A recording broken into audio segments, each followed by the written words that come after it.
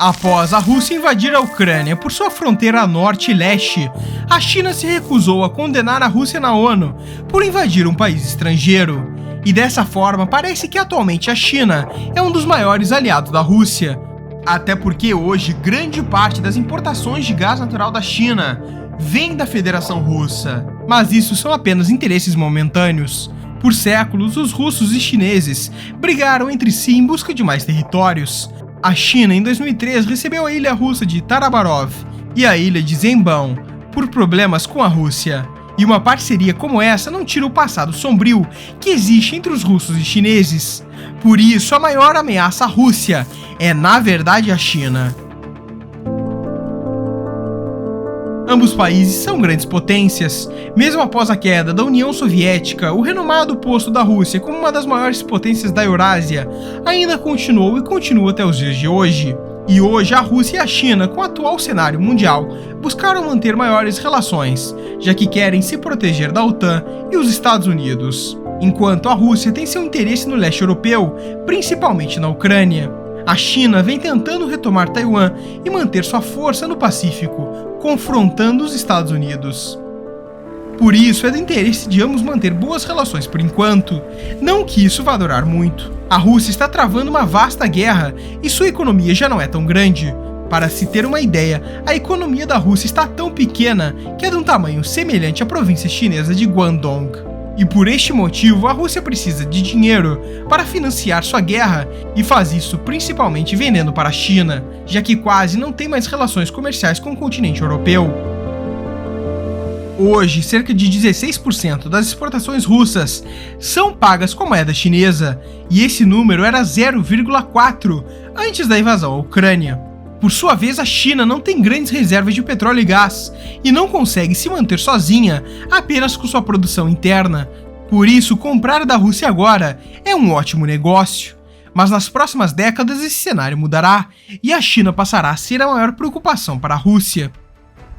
Hoje, o maior problema do país é sua guerra na Ucrânia, e dessa forma os olhos russos estão todos voltados para o oeste do país. Por muito tempo, os russos controlaram grande parte do leste europeu, que ia da região do Mar Negro, passando pela Cordilheira dos Cárpatos, até o Mar Báltico. Controlando esse território, a União Soviética conseguiu manter seu poder na Europa. Mas agora, com a Rússia limitada a menos territórios, dos quais mal chegam ao Mar Báltico e ao Mar Negro, a Rússia está enfraquecendo aqui e precisa manter sua posição para proteger o coração da Rússia, que é toda a região de Moscou e os seus arredores. Enquanto a força russa no leste da Ásia vai ficando cada vez mais fraca.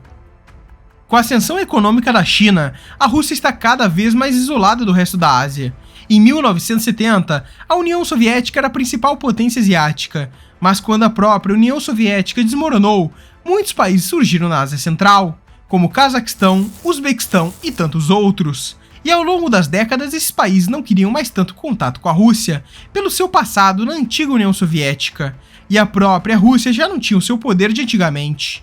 E um novo grande aliado surgia para eles nos próximos anos. A China. O país construiu dezenas de infraestruturas por toda a Ásia Central, que fariam a China o maior comprador de produtos desses países, principalmente com o corredor do Transcáspio, uma gigantesca rede de rodovias que levam até a China. No Uzbequistão, cerca de 22% das exportações vão diretamente para a China. Já no Cazaquistão, o número foi de 18,5%, sendo também o seu maior parceiro comercial. Mas nos anos 2000, o Cazaquistão tinha apenas 8% das exportações indo para a China, e a Rússia 19,9%. Mas em 2020 os papéis se inverteram, e hoje a China conta com 18,5% e a Rússia apenas com 10,2%. A questão é que esses números vêm aumentando cada vez mais para a China, que já é o maior parceiro de grande parte da Ásia. E com a dominação chinesa nessa região, o país tem um grande poder sobre a Rússia. Com essa dominação sobre o resto da Ásia, os outros países asiáticos dependem muito mais da China do que da Rússia, e dessa forma os chineses poderiam fazer algo semelhante ao que os Estados Unidos fez no Irã, por exemplo, que são embargos econômicos, onde os países têm em parte que escolher se preferem negociar com os Estados Unidos ou com o Irã. É claro que os países vão escolher quem os mais favorece, no caso, os Estados Unidos. O mesmo poderia ser posto na Ásia, já que quase todos os países asiáticos hoje dependem muito mais da China do que da Rússia. Mas por que a China faria isso? A resposta é simples. A Rússia tem um passado de muitas vitórias militares e foi uma das maiores potências da humanidade. Mas o mundo mudou e a China surgiu como uma nova superpotência. E nessas mudanças de poder, os países como a Rússia ou aceitam se tornarem mais fracos e se submetem à nova potência regional, no caso a China, ou por outro lado, tentam disputar o poder. A Rússia não parece querer largar seu posto de superpotência militar.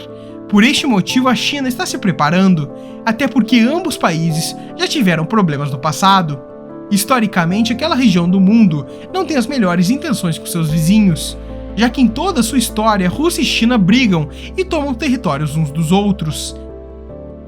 Em 1858, a dinastia Qing, na atual China, estava com problemas internos que estavam prejudicando sua economia.